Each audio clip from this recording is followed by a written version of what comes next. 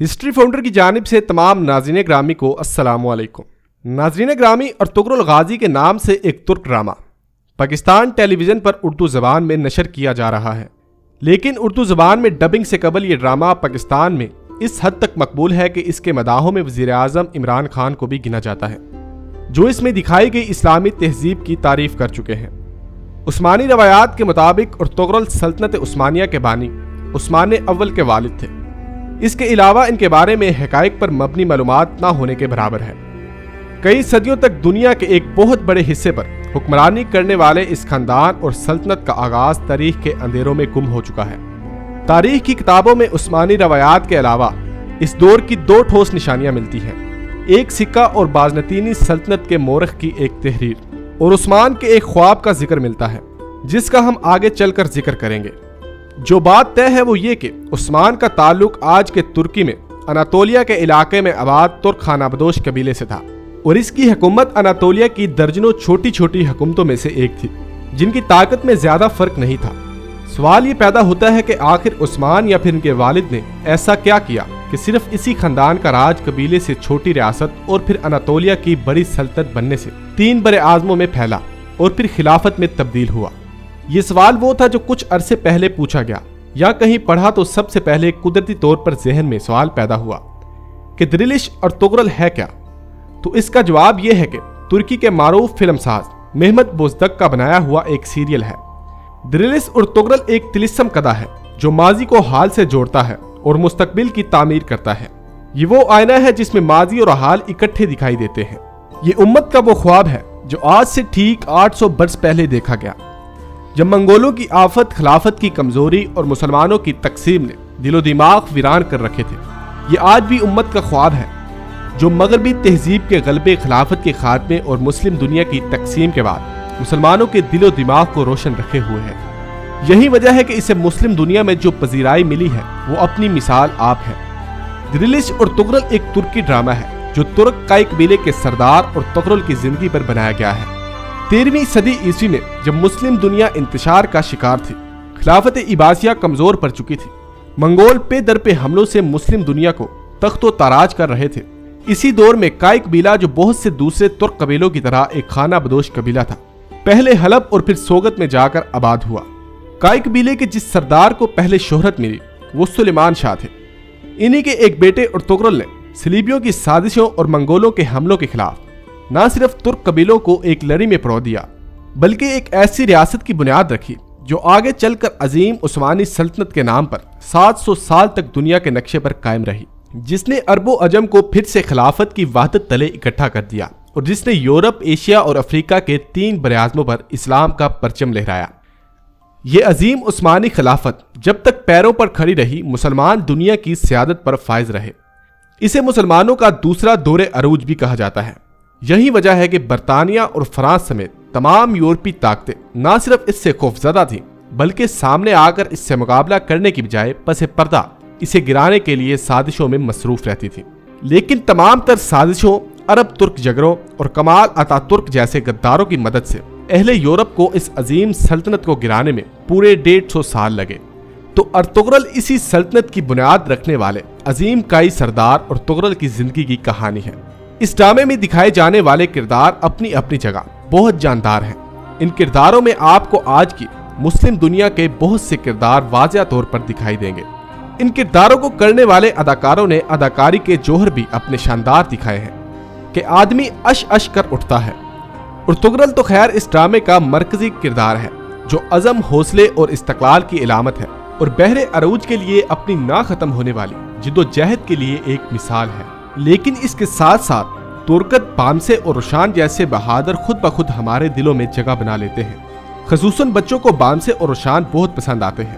جب بھی ڈرامے میں ارطغرل کسی کشمکش یا الجھن کا شکار نظر آتا ہے، وہیں ابن العربی کا کردار سامنے آتا ہے اور اسے قرآن و حدیث اور روحانیت سے اس کی الجھن کا حل نکالتا ہے۔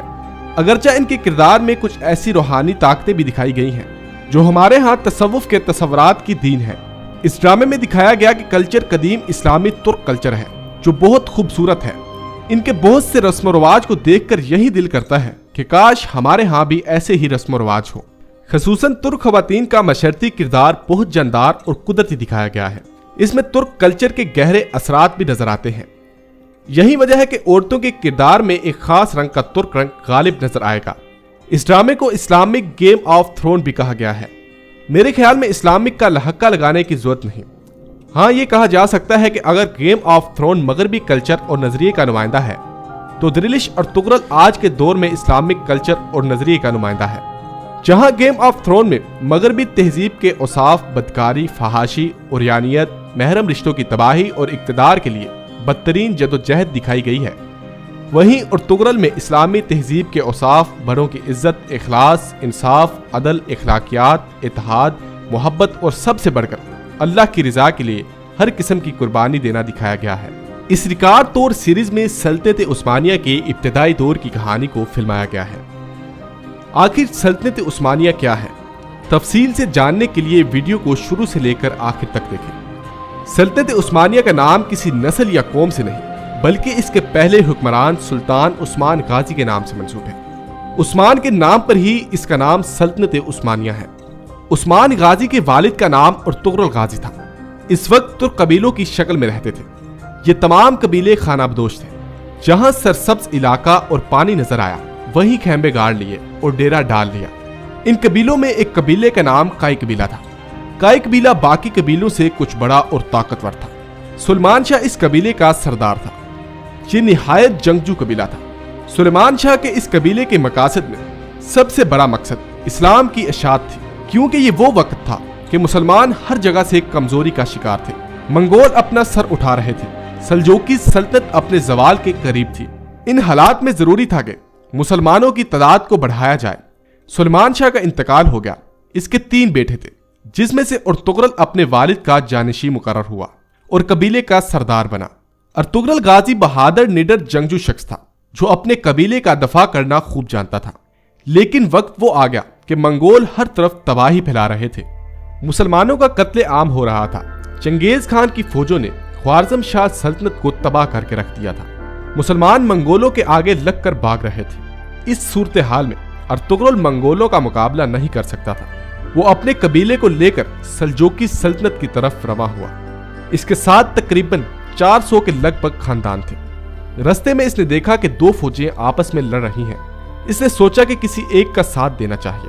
اسے یہ نہیں معلوم تھا کہ وہ لشکر کس کس کے ہیں۔ کچھ سوچ کر اس نے جو فوج ہار رہی تھی اس کا ساتھ دیا اور اپنے ان تھوڑے سپاہیوں کے ساتھ مخالف فوج پر اچانک اور بہت تیز حملہ کروایا۔ وہ فوج ڈر گئی اور سمجھی کہ ان کو کہیں سے مدد مل گئی ہے، اور وہ فوج جیتتے جیتتے ہار مان گئی۔ بعد میں معلوم ہوا کہ جس فوج کا ساتھ دیا یہ سلجوقی سلطان علاؤالدین کی فوج تھی۔ مخالف فوج کے بارے میں اختلاف پایا جاتا ہے۔ بعض کے نزدیک وہ بازنطینی عیسائی فوج تھی اور اکثر کے مطابق وہ تتاری تھے۔ بہرحال سلطان ان کی بہادری سے بہت خوش ہوا اور ارطغرل کے قبیلے کو اپنی سلطنت میں انازول کے قریب سکاریا کے علاقے میں ایک جاگیر عطا کی اور یہ قبیلہ وہیں آباد ہو گیا۔ سلطان نے ان کو اجازت دی کہ سرحد کے ساتھ ساتھ علاقوں کو فتح کرے اور ان کو سلطنت میں شامل کرے۔ یہ علاقہ بازنطینی عیسائی سلطنت کے بالکل ساتھ جڑا ہوا تھا۔ ارطغرل نے کچھ ہی عرصے میں اپنی شجاعت و بہادری کا سکہ بٹھا دیا۔ ان فتوحات کا نتیجہ یہ ہوا کہ باقی بہت سے ترک قبائل بھی ارطغرل کے ساتھ مل گئے اور اسے اپنا سردار تسلیم کر لیا۔ ارطغرل سلطان علاؤالدین کے نائب کے طور پر لڑتا رہا اور اس کی طاقت میں دن بہ دن اضافہ ہوتا رہا۔ ارطغرل نے بازنطینی سلطنت کے ایک بڑے متحدہ لشکر کو شکست دی۔ مدتوں اس جاگیر کو حاصل کرنے کے لیے مسلسل جنگیں لڑتے رہے اور 1281 عیسوی میں 90 برس کی عمر میں ارطغرل کا انتقال ہو گیا۔ اس کا جانشین اس کا بیٹا عثمان غازی تھا۔ عثمان اپنے والد کی طرح پکا مسلمان، بہادر اور حوصلہ مند تھا۔ اس نے بھی فتوحات کا سلسلہ جاری رکھا۔ ادھر سلطان علاؤالدین سلجوقی ایک جنگ میں شہید ہوئے۔ اس کے بعد اس کا بیٹا غیاث الدین بھی تتاریوں کے ہاتھوں شہید ہو گیا۔ 1999 عیسوی میں سلجوق سلطنت بالکل ختم ہو گئی۔ عثمان غازی نے اپنے تمام مفتوحہ علاقوں میں اپنی خود مختار حکومت کا اعلان کر دیا۔ یوں سلجوقی سلطنت سے علیحدہ عثمانی سلطنت قائم ہوئی۔ سلجوقوں کے لیے یہ بات تشویش کا باعث ہوتی، لیکن وہ اندرونی جھگڑوں کی وجہ سے مکمل زوال پذیر ہو چکے تھے۔ امیر عثمان غازی نے بہت سے شہروں اور قلعوں کو فتح کیا اور ینی شہر جو بورسا کا ایک ضلع تھا اس کو اپنا دارالحکومت بنایا۔ سلطان عثمان نے مال خاتون سے شادی کی سلطان عثمان کو سلطنت ملنا اور ایک مضبوط اسلامی سلطنت کا قائم ہونا اللہ کی مرضی تھی۔ اس سلطنت کے قائم ہونے کے بعد مسلمان متحد ہونا شروع ہوئے۔ بورسا کی فتح کے بعد سلطان عثمان بیمار ہوئے اور 1323 عیسوی میں وفات پائی۔ مرنے سے پہلے اپنے بیٹے اورحان خان کو ایک طویل نصیحت کی۔ اورحان خان سلطان بنا اور اپنے باپ کی پالیسی کو جاری رکھا۔ جب سلطان عثمان کا انتقال ہوا تو سلطنت کا رقبہ 16,000 مربع کلومیٹر تھا۔ 150 سال کے اندر اندر یہ دنیا کی سب سے بڑی سلطنت بن گئی۔ سلطان محمد فاتح نے قسطنطنیہ فتح کر کے نبی کریم صلی اللہ علیہ وآلہ وسلم کی حدیث بھی پوری کر دی اور اپنے بہترین ہونے کا ثبوت دیا۔ سلطنت عثمانیہ کے 9ویں سلطان سلیم اول نے مصر میں موجود عباسی خلافت ختم کر کے اپنی خلافت کا اعلان کر دیا۔ یوں خلافت بھی ان کی ہوئی اور سلطان سلیم اول سلطنت عثمانیہ کے پہلے خلیفہ بنے۔ یہ سلطنت 623 سال قائم رہی اور 1922 عیسوی میں ختم ہوئی۔